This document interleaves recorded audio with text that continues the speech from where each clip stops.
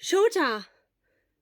Shouta jerked up at the sound of his name, as if he had been electrocuted, and he lifted his head. Hisashi had placed a hand on his shoulder. It felt cold against his wet jacket. Hisashi. His voice spoke in a painful way. He cleared his throat and coughed mildly.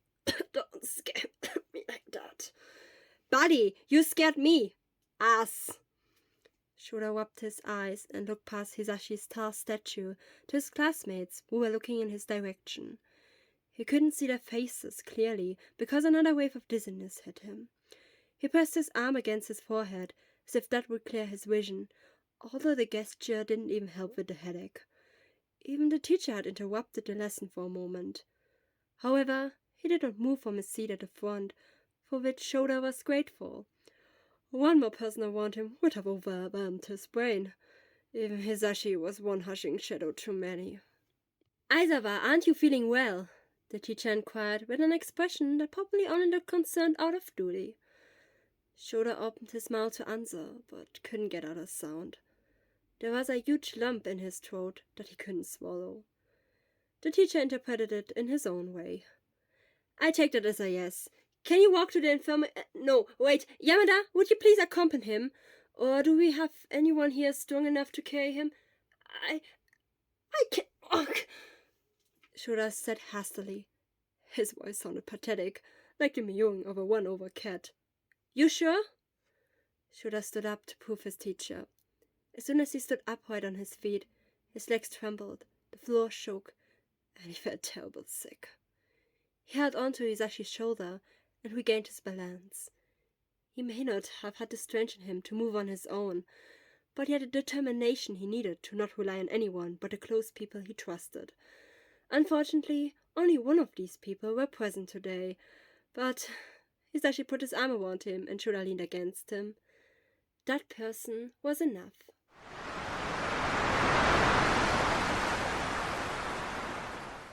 Shouta opened his eyes and looked up at Hisashi's face, which was only a few inches away from his, which didn't seem strange to him at first, because he had leaned against him just a minute ago, but they were back on the floor of this classroom, and Hisashi was as tense as if a bug was sitting on his shoulder. The corners of his mouth twitched, causing his mustache to bounce up and down, and he gritted his teeth slightly. Do things he always did when he was trying to keep his loud mouth shut. Does that make you uncomfortable? Asked Shouta. Hisashi flinched, as if the wire of a bump had been cut, probably because he had spoken up so suddenly, or because his voice sounded so damn hoarse that even Shouta regretted having used it at all. Well, it's a little, how should I put it, odd. I mean, we're not that close anymore. Well, what I'm trying to say is... There would have been something incredibly cute about Hisashi's flustered talk and his cheeks going pink, if it hadn't raised even more questions. But... Shouta closed his mouth. Although he had been leaning on young Hisashi a moment ago and had not the slightest doubt about their friendship, he had the feeling that Hisashi spoke the truth, that they were no longer close enough to justify the childish touching. Shouta lifted his head and shifted away from him, but Hisashi wrapped an arm around him and pulled him back.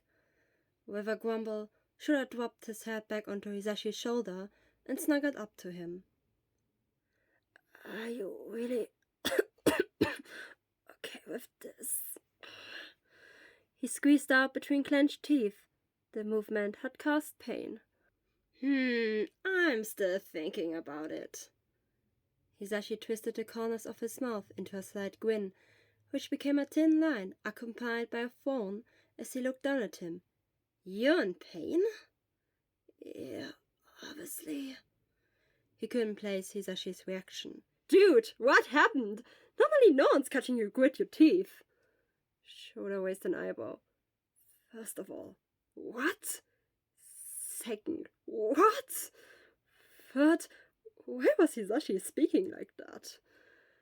His thoughts were going round in circles, but when he had a rough idea of what Hisashi's words meant, that he was apparently an emotionless and expressionless dude, even more heat sprayed across his cheeks. No, he still didn't get it, but he was embarrassed anyways. Or maybe his fever was on its way up. Anyways, he shivered. Hisashi looked at him as if he was also trying to make sense of the mess called Shouta. Sure, is everything okay? Oh, how old am I? He tried to make the question sound like a dry joke. 30. Shouta swallowed. He was old. Damn, he was old. Even though part of him had known he probably wasn't 15, it hit him like a train on full speed. Everything was so terribly confusing, so mixed up, so... He felt sick and gagged, but he got the nausea under control before it bulked up anything. He had the feeling as if there was something beneath the chaotic surface that he couldn't reach, but which occasionally floated past. He knew he wasn't the student he was back then. Of course he wasn't. But those memories were the only thing he had right now. Who was he really? Who was he now? He groaned as 1,000 questions pierced his head like spears of pain. He grimaced, probably a little too much, because Hisashi reacted to it. Damn, you're really not feeling well. Yeah, so do something about it, damn it! The next moment, Shouta regretted his harsh tone. Where did it come from?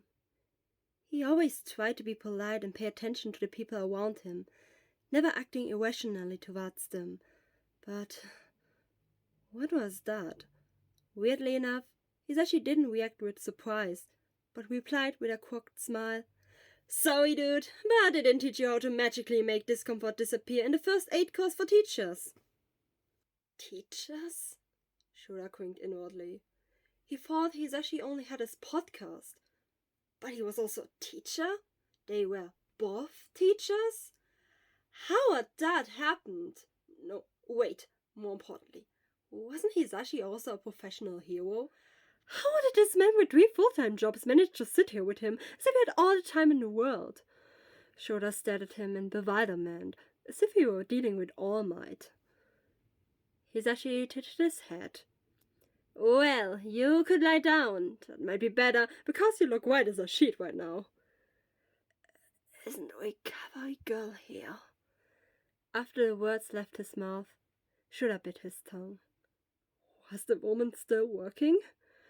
Had she perhaps already been put in grave after 15 years? On the other hand, he would be surprised if the young at-heart heroine of healing truly did. Hisashi shook his head with pursed lips. No, she's out of town right now. She won't be back for a few hours. That's why I'm here. Shouta blinked. Too many thoughts. Too many questions. He had to concentrate on the most important thing. Damn, the dizziness was distracting him. Then I lie down. Okay, all right. Hisashi loosened his grip on him and shook himself out of his leather jacket, spreading it out on the floor like a blanket. Shouta detached himself from Hisashi and gently lay down on it, his bones crackling with every movement and his muscles groaning all the way down. Hisashi's jacket made the floor a little softer, but the floor was still what it was, a floor. It wasn't particularly comfortable. Wait, I get your sleeping bag. Hisashi stood up and scurried into a corner out of Shouta's side. My sleeping bag? I'm going to school with a fucking sleeping bag?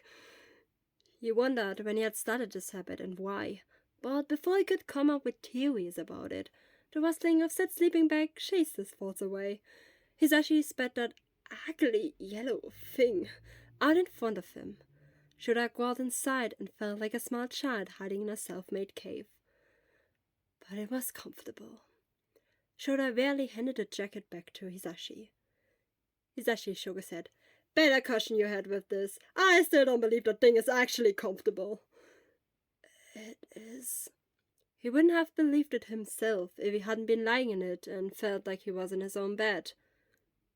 Sure, dude? When Shouta nodded, Hisashi took his jacket and put it back on. Now that Shouta was comfortable and the pain had subsided as he lay motionless, he was overcome with exhaustion again and closed his eyes. He heard Hisashi talking in the background. "Do you remember how I once sent you my jacket? I don't remember when or why, but I think it happened once. Ah. Oh, you're already asleep. Sorry, I'm just reminding about old times when I see you like this. Back then, it was much easier to read your feelings from your face. You were like an open book and tried to hide it, but it was useless. Oboro and I always sat through your blank stare, knew exactly what you wanted to express or thought. But then, after the incident..." Hisashi paused, turning unusually quiet. Shouta thought he heard a hoarse laugh that sounded somehow painfully sad. Oh, never mind. I should save the self-talk for my show. Sleep well, Shouta. Shouta felt bad for overhearing, not just for Hisashi, but for himself as well. He had more questions. So many more questions. So many that they were almost eating him up inside. What kind of incident? Which show? Maybe a radio show? That would be a big development for... What had actually become of Hisashi? Above all, what had become of him? And what was it that his feverish mind tried to protect him from? Deep inside, despite the fog of days and his incredible confusion, he had the feeling that there was something there, something terribly that, if it ever reached the surface, would break him piece by piece. But what? What was it? And did he really want to bring it out again? Shouta fell into a restless sleep over all the thinking, his thoughts spinning like a merry-go-round whose speed was increasing. It couldn't be that terribly, could it? Probably one of their former classmates had died. They had all become heroes. It happened. He would have to deal with it. Or was it something to do with Nemori? Nemori. Wasn't that the second-year girl who was so notorious and popular at school because of her dodgy hero outfit? Why did he suddenly think of her? Or had something happened to Hisashi? Something he hadn't realized? After all, Hisashi did behave differently. So distant, so not at all like the Hisashi he once knew, even though they were so much alike. He heard Hisashi call his name, but he had trouble reacting.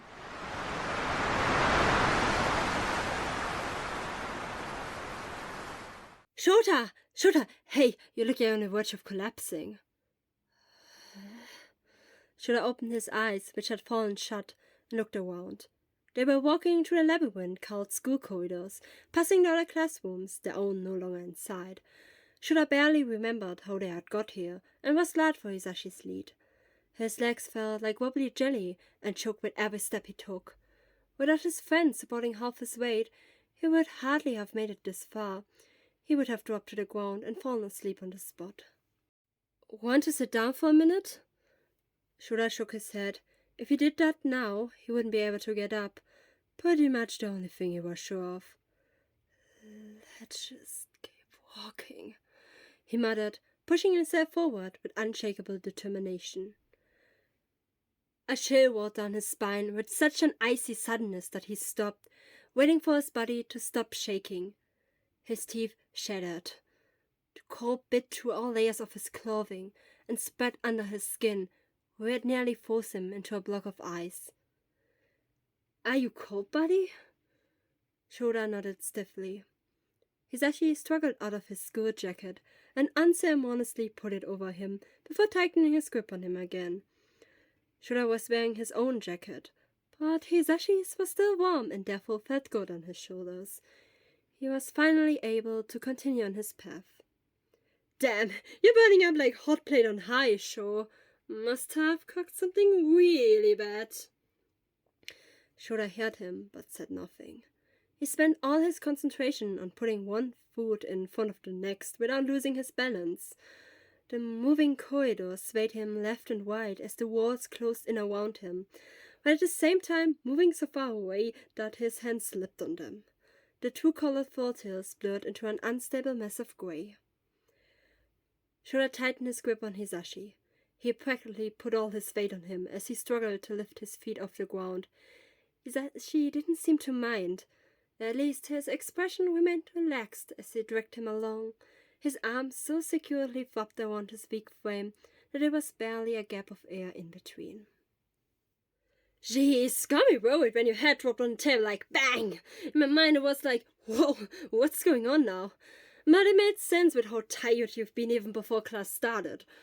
Who could have guessed that you've gotten yourself a nice bad coat? You were your usual bored self this morning, couldn't tell difference, and in the wing with Oboro, but still, I didn't expect it to end up, well, like this.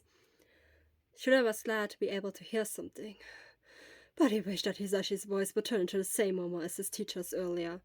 And when you erased my quirk, I was sorry. Shouta croaked without thinking. He coughed dryly and said nothing more, although there were so many things going through his mind at the moment. First and foremost, so much regret that he almost choked on it. He couldn't forget the look on Hisashi's face after it happened. That dissatisfaction, that annoyance, that anger. He felt he deserved all of it. Hisashi's soft response caught him off guard. It's okay, buddy. I mean, of course I was annoyed because it was my chance to shine. But the teacher understood, and hey, I know that it's not your fault. Sure, it's not your fault. It's not your fault you got sick. It happens. Still, I should have realized. But instead of voicing the thought, he just coughed. This coughing fit turned particularly violent, causing him to stop and hold his chest while his lungs spasmed and he started to wheeze. Hisashi looked overwhelmed for a moment, but quickly caught him with both hands and sat down with him. With solid ground beneath his knees, Shouta doubled over, letting out harsh, barking coughs into the air. It rattled to his chest and made his ribs ache, and it felt like an eternity passed until it subsided. His gasps came out like fire, his throat burned even worse, and his lungs were a total mess. Hope it's not pneumonia!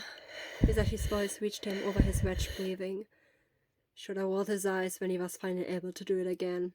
He knew Hisashi was only saying that because he had actually gotten it himself a few months ago, probably because he had overused his voice in the placement tests. But Recover Girl had fixed that. Hopefully, she would fix him too. Can we sit down for a minute? Shouta asked. He could feel his legs giving way. If he hadn't been on the ground already, he certainly would have been now. Hisashi nodded and helped him to lie down, offering him his lap as a pillow. That wasn't really what Shouta had meant or wanted, but the offer promised some comfort to his pain, so he accepted it without a second of thought. A new wave of exhaustion immediately rolled over him as his head touched Hisashi's lap. He could have fallen asleep on the spot, and he probably would have fallen asleep if...